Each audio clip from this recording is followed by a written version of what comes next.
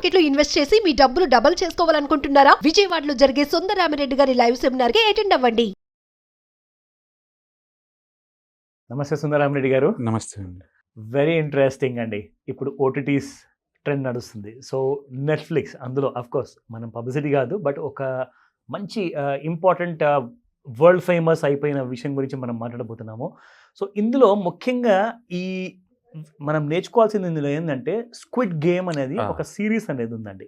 So ఆ సిరీస్లో entertainment ఒక వైపు ఉంటే, లైక్ ఒక వైపు నుంచి ఇంకొక most glorious formation of murders చూపించడం కానీ వాడిని చంపుకోవడాలు అది కాకుండా అవన్నీ పక్కన పెడితే అసలు చూసేవాడు ఏం నేర్చుకోవాలి ఈ సిరీస్ నుంచి అంటే ఇందులో ముఖ్యంగా నాకేమనిపించిందంటే ఒక మంచి ఫైనాన్షియల్ లెసన్స్ ఏదన్నా మనం నేర్చుకోవచ్చా? ఎందుకంటే అక్కడ చూసి ఎవరెవరైతే వాళ్ళ కష్టాలని వాళ్ళ అడ్వాంటేజ్గా తీసుకున్నారు కదా, అలాంటి కష్టాలు అందరికీ ఉంటాయి. సో ఆ కష్టం గురించి ఆ సిరీస్ చేశారు, కానీ నిజ జీవితంలో నిజంగానే డబ్బులు అందరికీ కావాలి మరి. సో దీని గురించి ఎలాంటి కైండ్ ఆఫ్ ఫైనాన్షియల్ లెసన్స్ ఏమైనా నేర్చుకునే స్కోప్ ఉందంటారా? డెఫినెట్గా అండి. ఇది యాక్చువల్గా 2021లో ఓటీటీని ఒక ఊపిన సీరియల్ అండి ఇది, స్క్విడ్ గేమ్స్. పార్ట్ 2 కూడా వచ్చేసింది వరల్డ్ వైడ్గా. 94 కంట్రీస్లో అవుట్ ఆఫ్ 94లో 93లో నెంబర్ 1 స్లాట్లో నడుస్తుంది ఇది. స్క్విడ్ గేమ్ చాలా పాపులర్. ఓకే. ఇందులో ఏంటంటే ఈ డైరెక్టర్ కూడా ఈ స్టోరీ పట్టుకొని ఆల్మోస్ట్ కొరియాలో ఉన్న అన్ని స్టూడియోల చుట్టూ తిరిగాడండి. ఇది థీము దీని మీదుగా. అతను సొసైటీలో ఈ క్రెడిట్ కార్డ్స్, ఈ అప్పులు పాలైన వాళ్ళు ఎంత స్ట్రగుల్ అవుతున్నారో, వీళ్ళకి నెక్స్ట్ లైఫ్ ఏముంటుంది, వీళ్ళకి నెక్స్ట్ వీళ్ళ ఆలోచన విధానం ఎలా ఉంటుంది అనే దాని మీద థాట్ తోటి మోస్ట్ డిమాండెడ్ వేలో దీన్ని డిజైన్ చేశాడనమాట.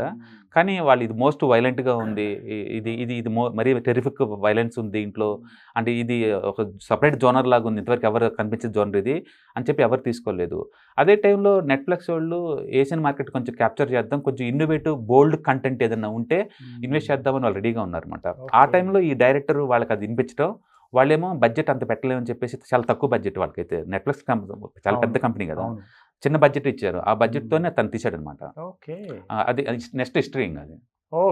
నెక్స్ట్ హిస్టరీ క్రియేట్ చేసింది. దీంట్లో ఏంటంటే సొసైటీలో ఉన్న ఇన్ఈక్వాలిటీ, అంటే అప్పులు ఉన్నోళ్ళు, అంటే ఫైనాన్షియల్గా ఎలాంటి లేని లైఫ్లు, ఫైనాన్షియల్ బాగా డబ్బును అల్టా రిచ్ వాళ్ళు ఎలా ఆడుకుంటాడు సిస్టాన్ని, రిచ్ ఉన్నోళ్ళు ఈ పూర్వలు సిస్టాన్ని ఎలా ఆడుకుంటాడు అనే దానికనమాట. అంటే ఒక రిచ్ పర్సన్స్కి బోర్ కొడితే, ఓకే, ఈ అప్పుల పాలైన జీవితాల్లో ఎలా గేమ్ ఆడుకుంటారు వాళ్ళు అనేదాన్ని మనం ఎగ్జాంపుల్ తీసుకోవచ్చు. రెండోది ఇక్కడ 456 మెంబర్స్ మొత్తం అప్పుల పైన అందరు కామన్ ఏముంటుంది లింక్ అంటే 456 మంది అండి. దాంట్లో వాళ్ళందరినీ వీళ్ళు మీకు మనీ కావాలంటే ఈ నెంబర్ కాల్ చేయని అని చెప్తారు. ఆల్రెడీ అప్పుల పాలైన వాళ్ళు కాబట్టి ఏదో విధంగా అప్పు తప్పించుకోవచ్చు, రావచ్చు. అంటే కొంతమంది తల్లికి తెలియకుండా ఆమె క్రెడిట్ కార్డు వాడటాలు, అండ్ మదర్ కోసం ఉన్న ఇన్సూరెన్స్ మనీని మదర్ తెలియకుండా ఆ డబ్బులు వాడుకోవటాలు, గుర్ర పందాలు ఆడి డబ్బులు పోగొట్టుకున్న వాళ్ళు, క్రిప్టో కరెన్సీ ఆడి డబ్బులని పోగొట్టుకున్న వాళ్ళు, ఇలా డిఫరెంట్ వేస్లో అనమాట. ఎంత అంటే ఒక తల్లి తెలియకుండా కొడుకు, తల్లి ఇద్దరు వస్తారు ఆ షోకి, ఒక భార్య ఒక భర్త, ఒకరు తెలియకుండా ఒకళ్ళు వస్తారు. అంటే ఒకరు తెలియకుండా ఒక అప్పులు చేస్తున్నారు. అంటే సొసైటీలో ఈ అప్పులు ఎక్కువ చేస్తే ఎలాంటి పరిస్థితులు ఎదుర్కోవాల్సి వచ్చింది అనేది ఒక మొరల్గా చూపించాడు అనమాట దీంట్లో. అంటే అందులో మనం చూపించడం మోస్ట్ వైలెంట్ వేలో చూపించినా సరే, బట్ మనం నేర్చుకోవడానికి ఫైనాన్షియల్ వేలో మాత్రం చాలా ఉంటాయి. ఎందుకంటే ఇక్కడ వచ్చే క్యారెక్టర్స్ అన్నీ కూడా టూ మచ్గా ఫైనాన్షియల్ ప్లానింగ్ లేకుండా, ఫైనాన్షియల్ డిసిప్లిన్ లేకుండా అప్పులు పాలైన జీవితాలు అనమాట. ఓకే, వాళ్ళు బయట ఉన్నా సరే ఇంకా స్ట్రెస్ జీవితకాలం భరించాల్సిందే. అందుకని ఇది ఆ జీవితాలను వీళ్ళు గుర్ర పందెంలో గుర్రంలాగా ఊహించే ఈ రిచ్ వాళ్ళు వాళ్ళ మీద పెట్టకాస్తూ ఉంటారనమాట వాళ్ళు. సో వీళ్ళు ఏం చేస్తారంటే ఈ 456 మెంబర్స్ని మొత్తాన్ని తీసుకొస్తారు ఆడికి. ఆడిచ్చేటప్పుడు వాళ్ళు చైల్డ్ గేమ్స్ ఉంటాయి అనమాట. ఇక్కడ ఇంట్రెస్టింగ్ ఏంటంటే వరల్డ్ వైడ్గా మనం చూసుకున్నాం అనుకోండి, ఒకటి వార్ లేదా వైలెంట్ జనాలు ఇష్టపడతారు, గేమ్స్ ఇష్టపడతారు. ఇక్కడ 2 కాంబినేషన్ పెట్టాడు డైరెక్టర్. ఆ గేమ్స్ కూడా ఎంత సింపుల్ అంటే మనం దాన్ని ఐడెంటిఫై చేసుకోవచ్చు. మనం చిన్నప్పుడు ఆడుకున్న గేమ్స్ లాగా ఉంటాయి. Like run fast, run stop అనగానే ఆగిపోవాలా, మళ్ళీ రన్ తప్పులు చేసావో మిషన్ చంపేస్తుంది మనుషుల్ని. అలాంటి చిన్న గేమ్స్ అనమాట.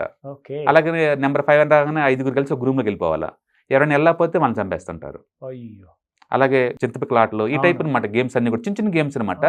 అందుకని యూజర్స్ అందరూ ఇన్వాల్వ్ అవుతారు, వాళ్ళని ఐడెంటిఫై చేయగలుగుతారు అనమాట. అందుకని దాన్ని అంతగా ఎంజాయ్ చేస్తున్నారు వరల్డ్ వైడ్గా.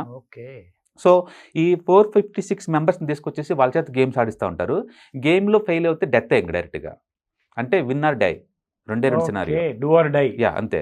కానీ ప్రతి గేమ్కి ముందు వాళ్ళకి ఓటింగ్ పెడతారు. ఈ గేమ్ కంటిన్యూ చేద్దాం అనుకుంటున్నారా, డ్రాప్ అవుదాం అనుకుంటున్నారా. ఓకే, మీరు కంటిన్యూ చేద్దాం అనుకుంటేనే కంటిన్యూ చేస్తాం అంటే వాళ్ళు మళ్ళీ దాంట్లో ఎతుకులు ఫాలో అవుతున్నారు.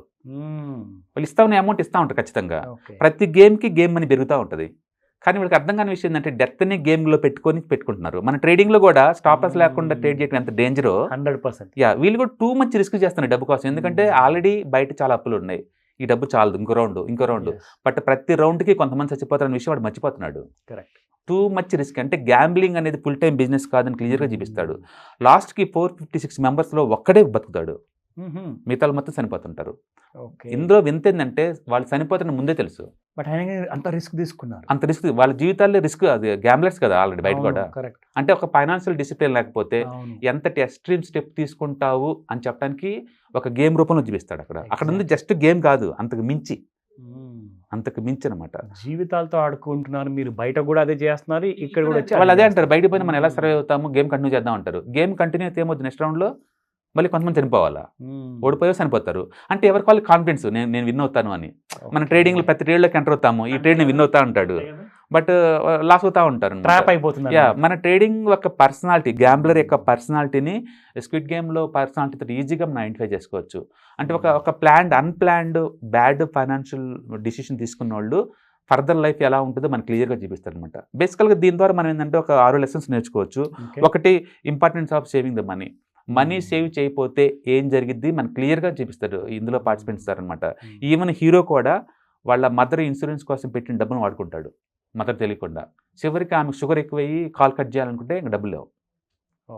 వాళ్ళ మదర్ అంటే వీడు చాలా ఇష్టం, కానీ ఇన్సూరెన్స్ డబ్బును మొత్తం వాడేసుకున్నాడు ఆల్రెడీ తెలియకుండా, వాళ్ళ మదర్ తెలియకుండా.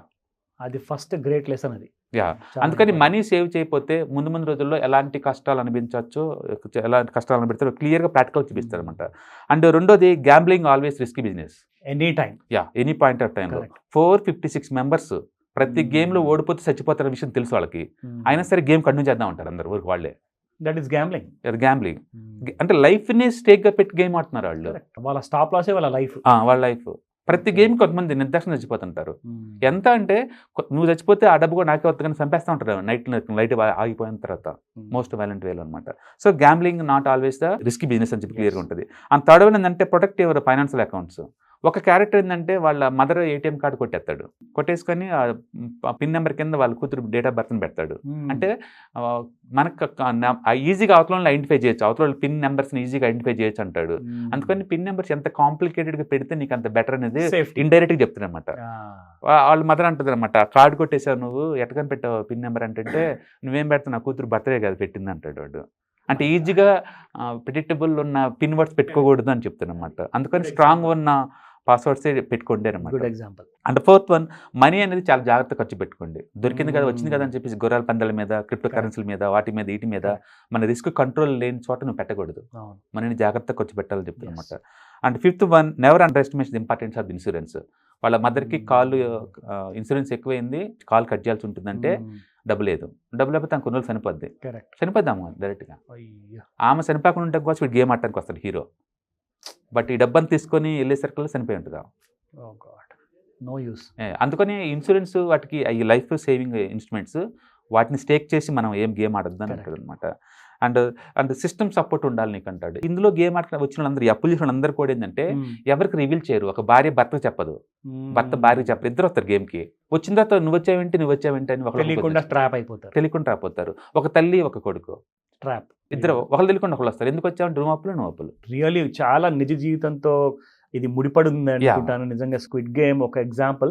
బట్ అందరు ఇలాంటి చూసి ఎంకరేజ్ చేయకూడదు. బట్ ఏంటంటే ఇవి చూడకుండానే మేము మీకోసం ఇంత కష్టపడి ఇంత మంచి ఎపిసోడ్ చేసాం కాబట్టి, సో ఈ ఎపిసోడ్తో నేర్చుకోండి లైఫ్లో ఈ 6 లెసన్స్ని జాగ్రత్తగా పాటిస్తే మీరే సక్సెస్ఫుల్ అవుతారు డెఫినెట్గా. అందుకని మనీ సేవ్ చేయాలి, మనీని వైజ్గా వాడుకోవాలా, పాస్వర్డ్స్ చాలా స్ట్రాంగ్గా ప్రొటెక్ట్ చేసుకునేలాగా ఉండాలా, వేరే వాళ్ళు ఈజీగా గెస్ చేసేలాగా ఉండకూడదు. అండ్ టర్మ్ ఇన్సూరెన్స్ ఇవి మ్యాండేటరీగా ఉండాలా, సేవింగ్స్ కంపల్సరీగా ఉంచుకోవాలన్నమాట. సో ఈ స్క్విడ్ గేమ్ అంటే గేమ్ లాగా దాన్ని ఎంజాయ్ చేసే బదులు దానికి మనం పనికొచ్చే మ్యాటర్ ఏదైనా చూస్తే చాలా ఉందన్నమాట దాంట్లో వర్క్. యాక్చువల్గా ఆ డైరెక్టర్ సొసైటీలో క్రెడిట్ కార్డులలో లోన్ కట్టలేక వాళ్ళు డిఫాల్ట్ అయిన వాళ్ళ జీవితాలు నెక్స్ట్ రౌండ్లో ఏం జరగబోతుందని ఊహించి రాసిందనమాట. ఇట్స్ ద నాన్ ఇంగ్లీష్ కేటగిరీలో వరల్డ్లో ఫస్ట్ టైం ఎమ్మీ అవార్డ్స్కి నామినేట్ చేయబడ్డ సిరీస్ అనమాట ఇది. అంటే 21లో రిలీజ్ చేశారు సిరీస్ 1, ఇప్పుడు సిరీస్ 2 ఇప్పుడు రిలీజ్ చేశారు మొన్న. అండ్ ఇది కూడా చాలా హాట్ అయిందనమాట. అంటే content itself is very bold and very violent way అనమాట. డబ్బుతో ముడిపడింది కాబట్టి. ఇప్పుడు వచ్చే మెజారిటీ సినిమాలకి అన్నిటికి ఇన్స్పిరేషన్ కూడా ఈ గేమ్సే. ఒక హీరో పోయి 100 మందిని కత్తిపెట్టి చంపేసుకుంటూ పాటు ఇంతకుముందు గన్స్ అయి ఉండేవి, అవును. అలా అనమాట ఇది. Interesting sir, thank you very much. Yeah hi. మొట్టమొదటిసారిగా మన విజయవాడలో క్లాస్ రూమ్ ట్రైనింగ్ అండి, 1 డే క్లాస్ రూమ్ ఎన్విరాన్మెంట్లో ఆఫ్లైన్ వెబినార్ జరగబోతుంది. అండ్ ఇంట్రెస్ట్ ఉన్న పార్టిసిపెంట్స్ ఈ కింద స్కూల్ అవుతున్న నెంబర్కి రింగ్ చేసుకొని సీట్ బుక్ చేసుకోండి. దీంట్లో ETFs, index funds and mutual funds మీద completely and hand holding experience మీకు ప్రొవైడ్ చేయబడుతుంది. దీని ద్వారా ఏంటంటే మనం ఎసెట్స్ని స్టాక్ మార్కెట్లో ఎలా మేనేజ్ చేసుకోవాలి, ఎలా గ్రో చేసుకోవాలి, ఎలా ప్రొడక్ట్ చేసుకోవాలో అంటే ప్రాక్టికల్గా నేర్చుకుంటారు. అండ్ మీ ఇప్పటి వరకు మనం ఆన్లైన్లోనే మీరు అటెండ్ అవుతున్నారు. ఇక నుంచి మీరు మన విజయవాడ సిటీలోనే అండ్ లైవ్లో క్లాస్ రూమ్ ఎన్విరాన్మెంట్లో నేర్చుకునే ఛాన్స్ దొరుకుతుంది. కాబట్టి ఇంట్రెస్ట్ ఉన్న పార్టిసిపెంట్స్ కింద స్క్రోల్ అవుతున్న నెంబర్కి పింగ్ చేసి సీటు రిజర్వ్ చేసుకోండి. Thank you.